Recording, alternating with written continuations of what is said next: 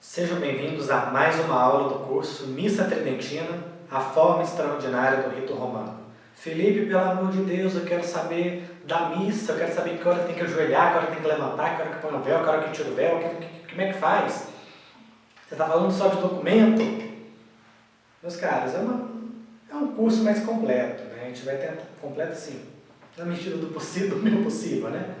Mas, então, é interessante a gente tratar de alguns temas, antes de entrarmos na própria missa em si.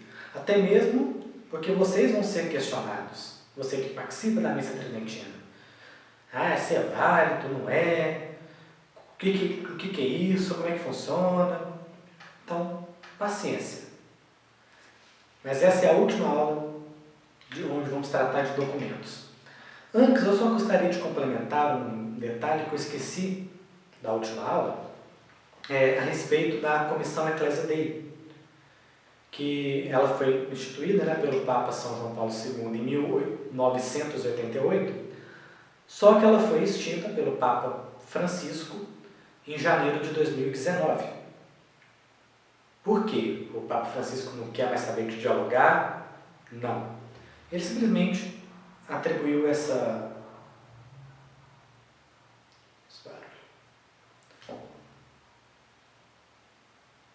Não. Ele simplesmente atribuiu isso para a Congregação para a Doutrina da Fé.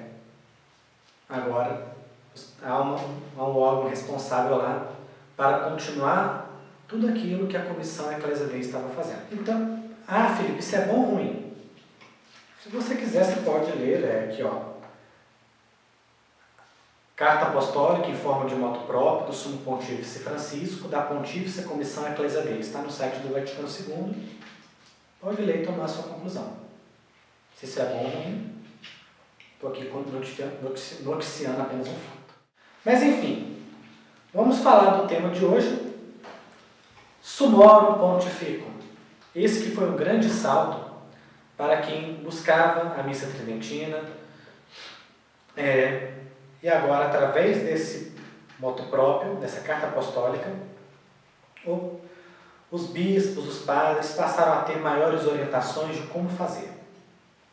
Porque até o momento, como eu acho que eu tinha dito na primeira aula, havia aquele conflito, né? Mas se foi criada uma forma romana, como é que a forma antiga vai ficar? Serão duas formas iguais? Serão duas formas distintas? Serão dois ritos, né? O rito pós-conciliar e pré-conciliar?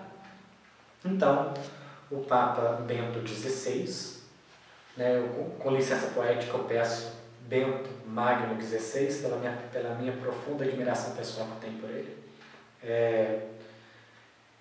ele deixa bem claro a necessidade de cada igreja particular estar de acordo com a Igreja Universal.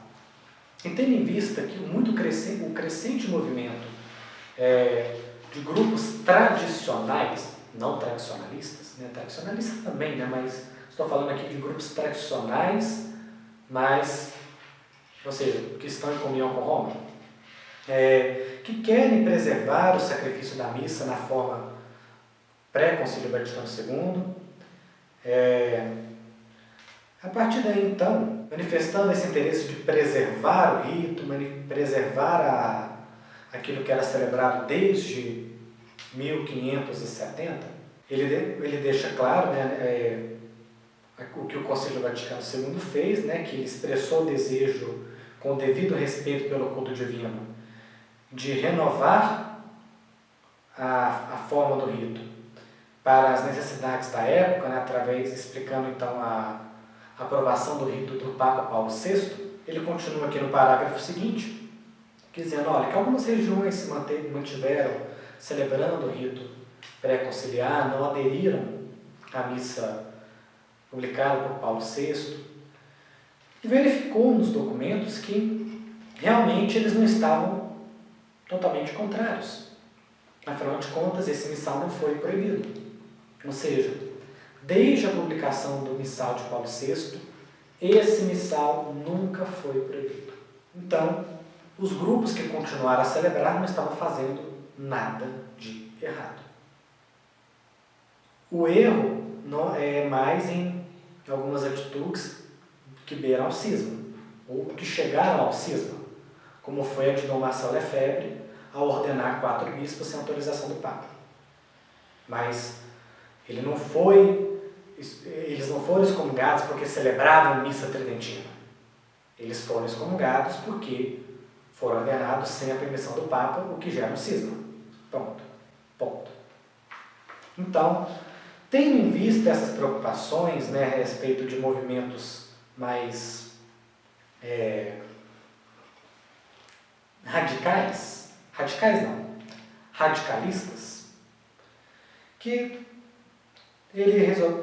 que criou-se a Comissão Ecclesia Dei, né, até o momento, até o lançamento da Summa Pontificia, a Ecclesia Dei ainda existia, né, buscando essa conciliação junto com a Fraternidade de São Pio X, conversa com outros grupos que já haviam sido criados, com outras ordens, administrações apostólicas, enfim, fraternidades. Então, dessa forma, esta carta apostólica, lançada pelo Papa Bento XVI, ela estabelece o seguinte: artigo 1, abre aspas, o missal romano promulgado por Paulo VI é a expressão ordinária da lex orandi da Igreja Católica de rito latino. Contudo, o missal romano promulgado por São Pio V e publicado novamente pelo bem-aventurado João XXIII, deve ser considerado como expressão extraordinária da mesma lex orandi da Igreja, em razão do seu venerável e antigo uso, goze da devida honra. Essas duas expressões da lex orandi da Igreja não levarão de forma alguma a uma divisão da lex credendi da Igreja. São de fato dois usos do único rito romano. Portanto, é lícito celebrar o sacrifício da missa segundo a dicção típica do missal romano, promulgada pelo bem-aventurado João XXIII em 1962, e nunca abrogado como forma extraordinária da liturgia da Igreja. Fecha aspas. Porém, ele dá algumas condições para o uso do missal. E começou as proibições. Então, falaram que o negócio é para sempre, não pode ser proibido, mas já está falando, só pode celebrar com condições. E não vai ter missa tridentina nunca mais. Calma. São medidas que precisam ser tomadas, tendo em vista muitos movimentos. É mais uma medida pastoral, até mesmo para orientar os bispos. Então, aqui na parte do artigo 2, ele coloca algumas dessas condições. Primeira, que nas missas celebradas sem o povo, ou seja, em missas privadas, né, a gente fala missa privada, tipo, quando um padre ele celebra uma capela pessoal, ou seja, não é que é sem o povo, que se uma pessoa quiser entrar e participar da missa, ela pode, mas não é numa igreja aberta ao povo, é uma capela pessoal, privada. Deu mais ou menos para entender, não é? Mas enfim, em uma missa celebrada sem o povo, qualquer sacerdote do rito latino, tanto secular quanto religioso, ele pode usar esse missal romano de 1962 em qualquer dia, exceto no tríduo pascal.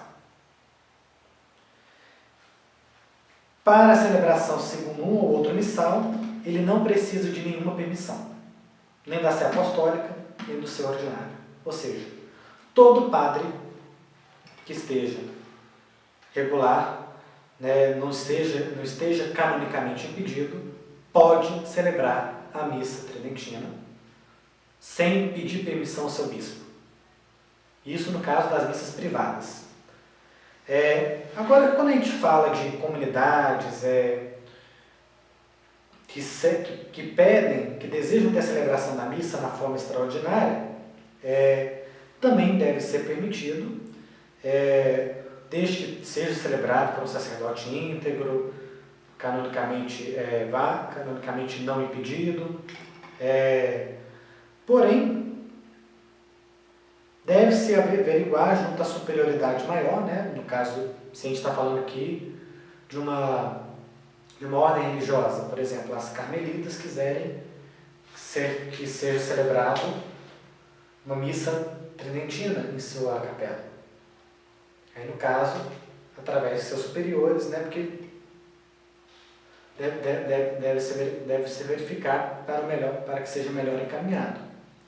E para as missas celebradas para o povo, que no caso paróquias, né? Ainda voltando a falar daquela parte solicitar os superiores, tal. Para deixar isso bem claro, eu vou citar um ponto aqui que está na Summa Pontifico. Abre aspas. Se uma comunidade individual, um instituto inteiro ou uma sociedade deseja ter celebrações frequentes, habitualmente ou permanentemente, o assunto deve ser decidido pelos superiores maiores, segundo normas do direito, segundo as leis e estatutos particulares. Afinal de contas, né, vida comunitária é diferente. Né? Então, tudo tem que ser decidido pelos superiores em comum acordo. Isso tanto vale para vida religiosa quanto comunidades leigas. Agora, falando de paróquias mesmo, né? Ou seja, que geralmente é o caso que muitos procuram. Felipe, eu quero ter missa tridentina aqui na minha paróquia, aqui na minha cidade. O que a Summa Pontifico fala? Abre aspas. Nas paróquias onde haja um grupo estável de fiéis aderentes, de maneira estável, a precedente tradição litúrgica, o pároco acolherá de bom grado o seu pedido que celebrar a Santa Missa, segundo o rito do missal romano editado em 1962. Deve procurar que o bem desses fiéis se harmonizem com a atenção pastoral ordinária da paróquia, com a direção do bispo, evitando discórdia e favorecendo a unidade da igreja. Enfim, vou citar mais ou menos o que aconteceu aqui. Um grupo que gostaria de ter a missa celebrada aqui em Divinópolis foi primeiro conversar com o bispo que estava aqui anteriormente, que era Dom Tarcísio, mas depois esse período ele foi embora, nós ficamos 2 a 3 anos sem bispo. Dom José Carlos foi ordenado e novamente o grupo passou a conversar com ele. Dom José Carlos acolheu de forma muito aberta, com todo o devido cuidado que é necessário de um bispo, né, de um príncipe da igreja. Ele buscou entrar em contato, né, com grupos em comunhão com Roma, né, ele soube da administração apostólica através de Dom Rifan, e a partir de 2018 começou a celebrar as missas tridentinas aqui em Divinópolis, em Itaúna, através do padre Leonardo. Todo mundo conhece, o padre Leonardo Wagner, que é da administração apostólica, enviado pelo Dom Fernando Rifan, para que, escolher um padre que já está acostumado com o rito, né, e que nunca usa o né. Escolheu, portanto, um padre que já está acostumado com o rito, que poderia até ensinar algum outro padre da paróquia, da diocese, que gostaria de conhecer. Então, se por acaso algum padre, por exemplo, eu já vi padres da diocese que foram à missa tridentina conhecer. Se o padre quiser manifestar interesse, olha, eu quero aprender a celebrar, como é que é? É só se encontrar com o padre que celebra aqui para começar os preparativos. Aí eles estão nesse aguardo, né? Quem sabe mais à frente tenhamos um padre da nossa diocese que também celebra a missa na forma extraordinária. Porque permissão todo mundo tem, mas tem que saber celebrar. Tem que ter a boa vontade de querer conhecer, celebrar. Então, isso depende, né, do padre que se sentir chamado, né, a celebrar a missa tridentina. Então, se você é de uma cidade que não tem missa tridentina, converse com o seu bispo. Olha, apresente, primeiro, conheça o que o direito fala, né, através da Summa Pontifico. Olha, que garante que nós queremos a missa tridentina, Há um grupo de fiéis para isso, porque realmente para isso é bom que tenha esse grupo de fiéis, até mesmo para a missa ser organizada, né? Para a missa ser organizada. Não tem missa se não tiver fiel, no caso para a paróquia. Se um padre quiser celebrar a missa na forma extraordinária, ele pode, de forma individual, em uma missa sem o povo. Mas se você quer a missa tridentina, você vai ter que pôr a mão na massa. Não adianta nada, porque a missa tridentina é mais bonita, mais bem celebrada, mas se na hora de varrer a igreja, na hora de arrumar o altar, você fica aí sentado abanando, esperando todo mundo fazer. Então, meus caros, se você quer a missa tridentina, mexe o doce. Corre atrás. Faz o que for, o que você puder fazer, nem que seja só na forma de contribuição. Olha, eu não tenho tempo para ajudar na arrumação, mas eu posso ajudar a contribuir na vinda do padre, né, em despesas de gasolina, por exemplo, em despesas que a igreja precisar, na aquisição de paramentos, na aquisição do missal, que precisa disso. Talvez você possa conseguir emprestado por um período, mas você vai ter que adquirir paramentos próprios para o padre. Se o padre tiver, né? Porque, por exemplo, aqui em Divinópolis, o padre Leonardo trazia os paramentos dele até fazermos uma rifa para adquirirmos dinheiro suficiente para comprarmos paramentos próprios para cá. Então agora Divinópolis e Itaúna tem paramentos próprios para a celebração da missa tridentina. Mas até o momento eu não tinha, durante um período. Então é isso, juntar, fazer rifas, fazer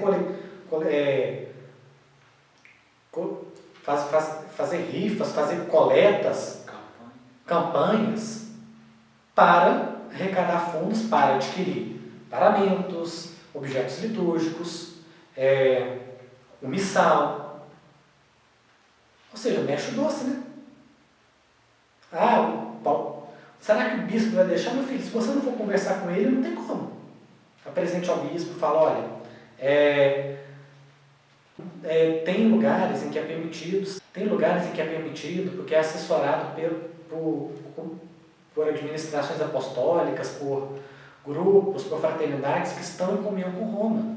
Tem o bispo Dom Rifan, por que o senhor não conversa com ele? É um desejo da comunidade, né? Nós não queremos fazer isso de uma forma separatista com a igreja. Nós queremos manter essa unidade, né? Seja claro quanto a isso também. Não use isso de mentira para o bispo para conseguir. Pelo contrário, seja sincero quanto a isso. Não queremos nos separar da igreja, mas só queremos algo que hoje a igreja não consegue, né? De uma forma legítima. Então,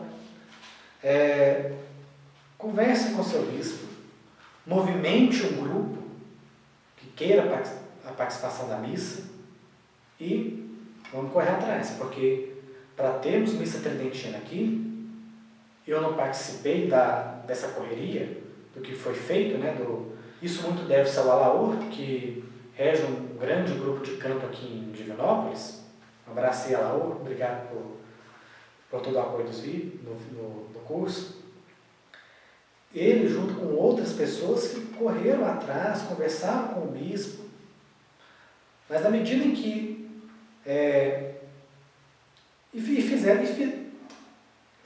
conversaram com o bispo e fizeram acontecer. Agora, chegou a missa tridentina até nós, o mínimo que eu tenho que fazer é dar aquilo que eu posso para que ela se mantenha, seja no sustento da vinda do padre, né, agora o padre Marco Antônio, na organização da igreja, no auxílio, na formação, né, de católicos que participam da missa tridentina, ajudarmos a participar melhor. Isso eu falo porque é uma coisa que eu estudo há mais tempo, então, na medida do possível. Então, não depende apenas do bispo, depende de nós também. É isso que deixa claro a Summa Honra Pontifica. Enfim, continuando agora outros detalhes que são acrescentados. No artigo 2, O Papa Bento XVI, ele fala de que a celebração segundo o missal pode ocorrer em dia de semana, domingos e festividades.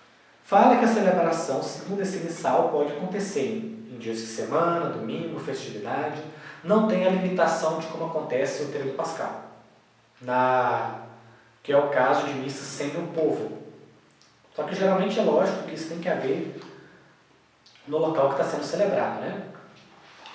Se por acaso é uma paróquia que já tem missas frequentes, os horários de missa não podem entrar em conflito com os horários de missa na forma ordinária.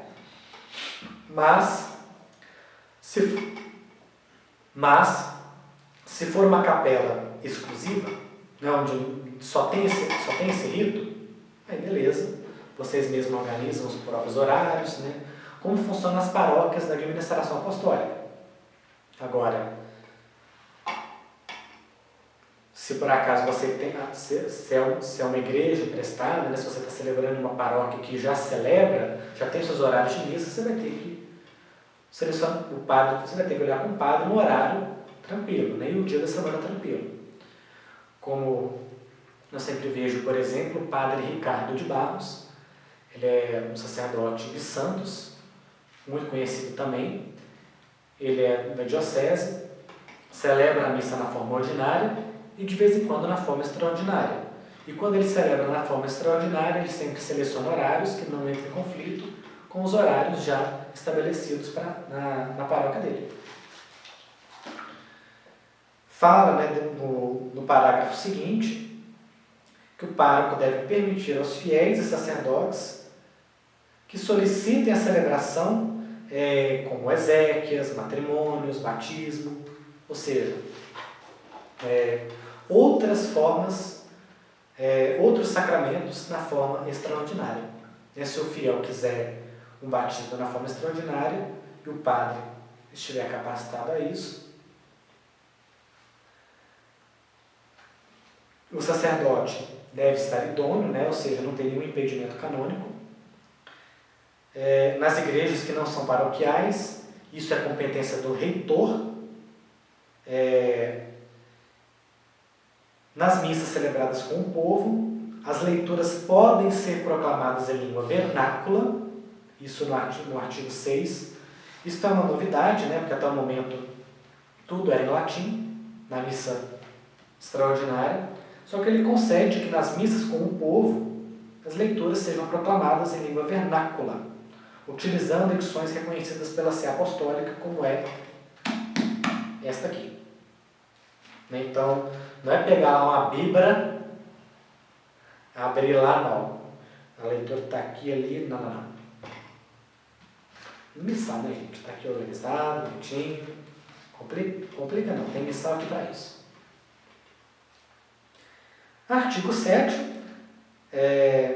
Se o grupo de fiel leigo não obtiver, né, solicitou ao pároco, mas o pároco não quis, peça ao bispo.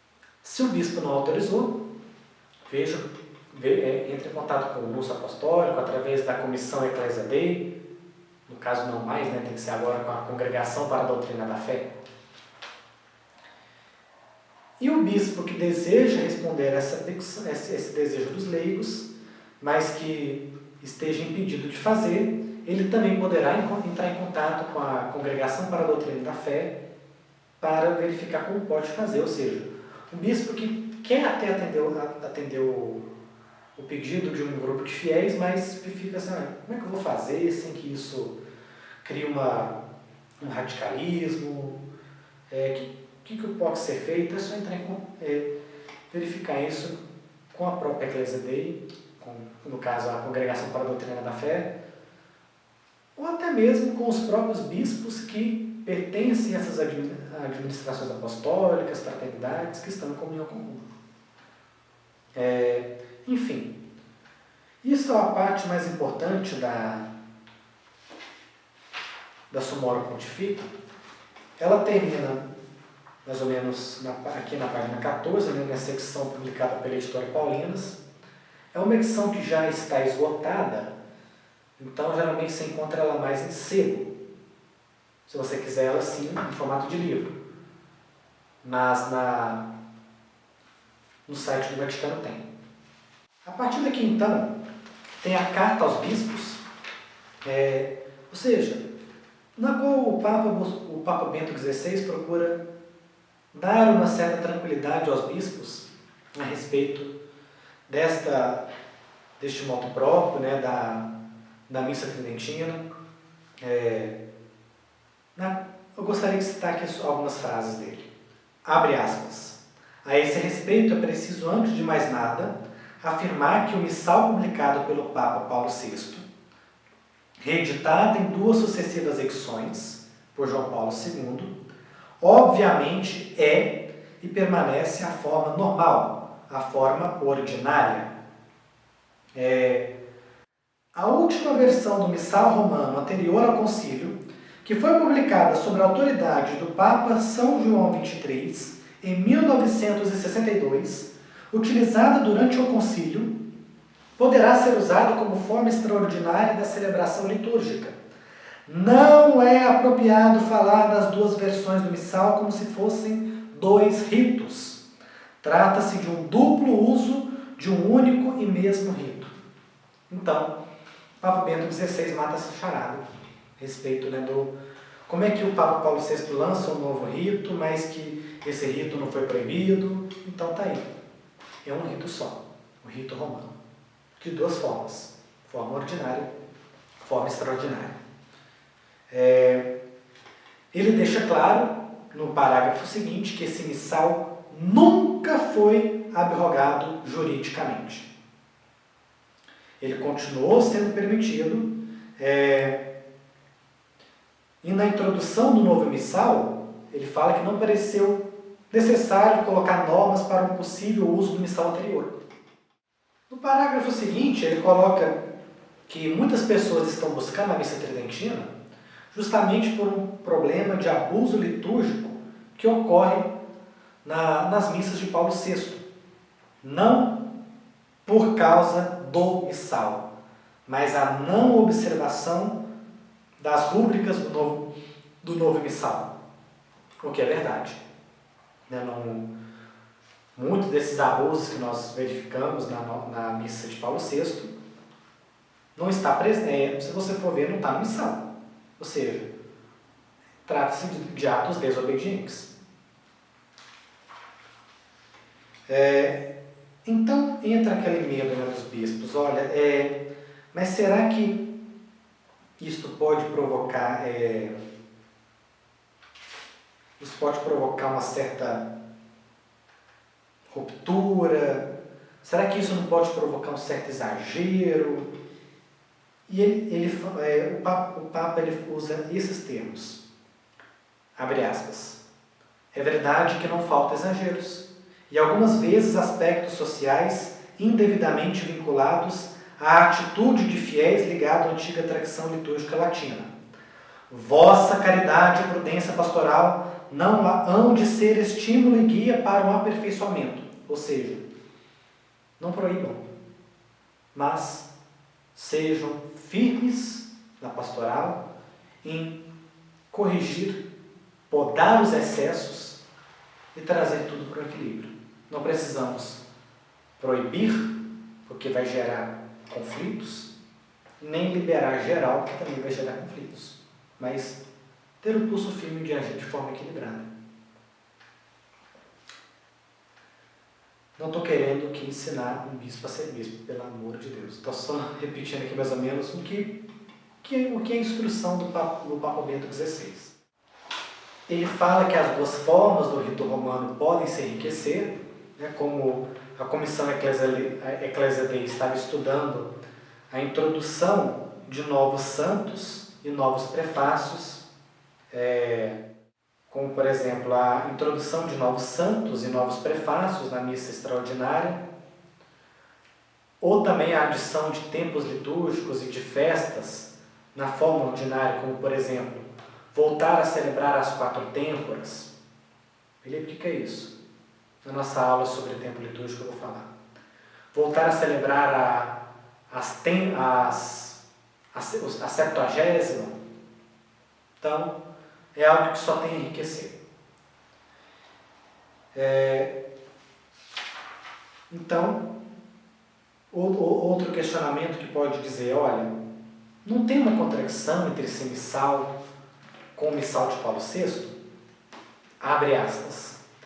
Não existe nenhuma contradição entre uma edição e outra do missal romano. Na história da liturgia, há crescimento e progresso, mas nenhuma ruptura. Aquilo que para as gerações anteriores era sagrado, permanece sagrado e grande também para nós. E não pode ser de improviso, totalmente proibido, nem mesmo prejudicial. Fecha aspas. Ou seja, desde que os sacerdotes não façam liturgias cismáticas, como foi feita pelo Marcel Lefebvre, no caso da ordenação indevida de bispos, mas a celebração em si desse rito, ela não é proibida. O que tem que se ter é o zelo pastoral, do cuidado para que não crie-se uma mentalidade sede vacantista, tradicionalista, radicalista, de ruptura, como se a partir de 1970 acabou. Não tem mais nada de bom, igreja é só aquilo do Vaticano II para trás. É o mesmo erro dos modernistas. A igreja, a partir de agora, é o Vaticano II, é o espírito do Vaticano II. Então, é ter um pouco de equilíbrio quanto a isso. É isto que a Summorum Pontificum vem apresentar, e foi um grande salto, agora, um grande apoio para os padres que gostariam de manter celebrando a forma extraordinária do rito romano, e agora tem uma postura mais do que clara quanto às normas para que isso se aplique. Então é isso, o missal de Pio V está mais do que permitido. Desde que tome os devidos cuidados pastorais.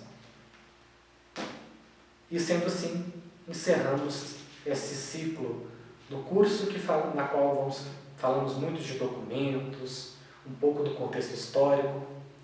A partir da próxima aula, vamos agora entrar na prática. Vamos falar da veste do sacerdote e de nós, como nós nos preparamos para a missa. Vamos falar de tempos litúrgicos específicos da missa de Pio V, de festas específicas do calendário e, enfim, começarmos a falar de ponto a ponto da missa.